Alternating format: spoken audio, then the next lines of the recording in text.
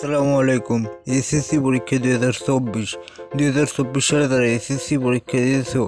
তোমরা board chance করছো অনেকটা আশা করে, কিন্তু সেই বোর্ড চান্সের লাভ হলো না। বরিশাল শিক্ষা বোর্ডে শুধুমাত্র ফেল থেকে পাশ করছে শুধুমাত্র একজন, এবং কালকে দেখছিলাম চট্টগ্রাম শিক্ষা বোর্ডে অনেকটা আন্দোলন করছে শিক্ষার্থীরা। বিস্তারিত জানিয়ে দেওয়ার চেষ্টা করব।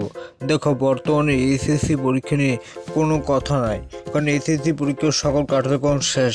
2025 সালে এসএসসি পরীক্ষা তোমাদের উত্তীর্ণ অনার্সে ভর্তি হতে হবে, কিন্তু এখন আবার আন্দোলন শুরু করছে।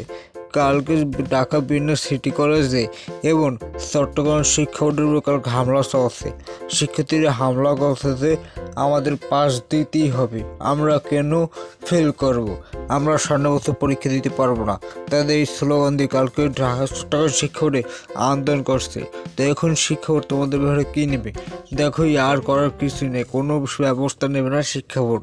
তোমরা যদি 2 লাখ শিক্ষার্থী যদি ঢাকা শিক্ষা বোর্ড ঘেরাও করতে পারতো, তারা ঢাকা শিক্ষা বোর্ড একটা ডিসিশন নিতে। যেহেতু তোমরা গোছাতে পারো নাই, তোমাদের মধ্যে কোনো মিল নেই, সেহেতু শিক্ষা বোর্ড আর কোনো ব্যবস্থা নেবে না। আশা হতে পারছি। তো তোমার যে কোনো ধরনের প্রশ্ন কমেন্টে জানাতে হলো, রিপ্লাই ভিডিও ইনশাল্লাহ দিয়ে দেবো।